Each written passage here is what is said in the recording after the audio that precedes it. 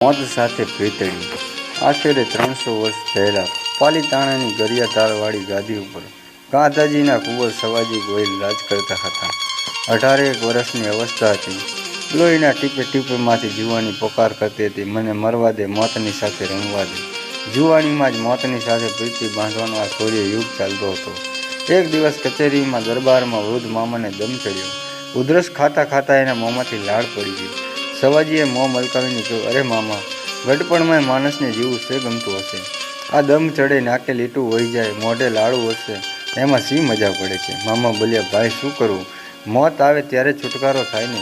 મોત તો આપણા બોલાવીએ ત્યારે હાજર જ છે મામા. ઈશ્વર ક્યાં આડે હાથ દેવા આવે છે? એ તો વાત થાય બાપ, પ્રાણ કાઢી નાખવા એ કોઈ રમત વાત છે? ના મામા, વાત નહીં, સાચું કરી બતાવું લ્યો. આ પ્રતિજ્ઞા છે કે 30 વર્ષે મારે જીવ કાઢી નાખવો. આખી કચેરીના મોં કાળા પડી ગયા. બહુ સમજતા હત્યા કે સવાજીની પ્રતિજ્ઞા એટલે કે લોઢે લીટી. મામીને મરવા જેવું થઈ પડ્યું. સવાજીના બહેન સાસરે હતા, ત્યાં એમને ખબર પડી કે બહેન ગરિયાધાર આવ્યા. ભાઈની પાસે કાપડાની માંગણી કરી. ભાઈ કહે, બેલે બહેન જે માંગને તે આપું. ભાઈ, હું માંગુ છું કે તું 5 વર્ષ વધુ દે રાખ. હસીને સવાજી બોલ્યા, અરે બહેન મૂર્ખી, 5 વર્ષ વધારે જીવું તે તારી પાસેથી ઉલટું કાપડું લીધું કહેવાય. માટે જ મારા 30 વર્ષમાંથી 5 વર્ષ તને કાપડાના કરું છું. એટલે હું 30ને બદલે 25 વર્ષ દે પાડીશ. ધ્રુસકુને ધ્રુસકે રોતી બહેન ચાલી ગઈ. ભાઈનું બોલ્યું કોઈથી ફરે ને એમ નહોતું.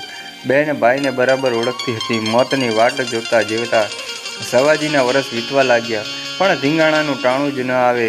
ઘણે ઠેકાણે જઈને મસ્તી કરી આવે, પણ કોઈ એની સાથે લડવા જાય નહીં. પછી પોતાના વાવડી ગામને પાદર ડુબાણિયા નામે એક માટે ભયંકર કૂવો છે.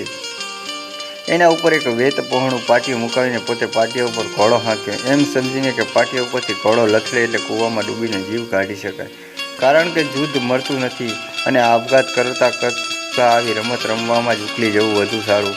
પણ તેમાં ઘોડે ન લથડ્યો. પછી સવાજીએ એક દિવસ ભાદરને કાંઠેથી જેતપુરના કાઠીઓની કાઠિયાણીઓનું હરણ કર્યું.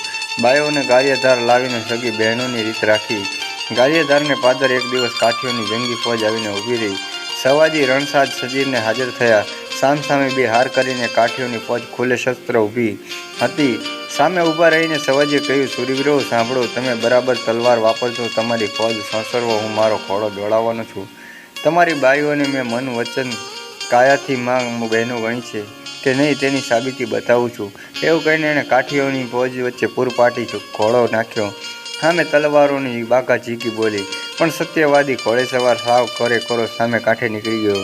કાઠીઓની તલવારે સામે અથડાઈ. સામે પડખેથી ફરીવાર સવાજી બોલ્યો, શૂરવીરો, આગા જખતની બાઈઓને મેં વચન કાયાથી માં બહેનો ગણી છે કે નહીં તેને સાક્ષી હવે જોજો, એમ કહીને પાછો ફોજ વચ્ચે ધૂસ્યો. ખડીંગ કાઠીઓની તલવારો સામસામી અથડાઈ. સવાજી સહી સલામત પાર નીકળી આવ્યો. પછી બોલ્યો, હવે તો આવા શૂરવીરો સ્વર્ગને માર્ગે મને વળાવવા આવો.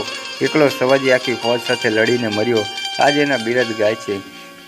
કાંધાઉત સવે અખ્યત કીધી, જુગે જુગ વંચાણી જ્યાંત ઝાંકી. કૂવા પર હાંક્યો અસૌ જીવ તરુણું કરી, ભૂવો વરસ 25 ગોહિલ માપી.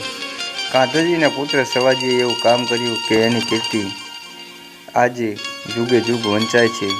જીવતરને તરણા જેવું ગણીને એણે કૂવા ઉપર અશ્વ હાંક્યો અને આખરે 25 વર્ષે મર્યો.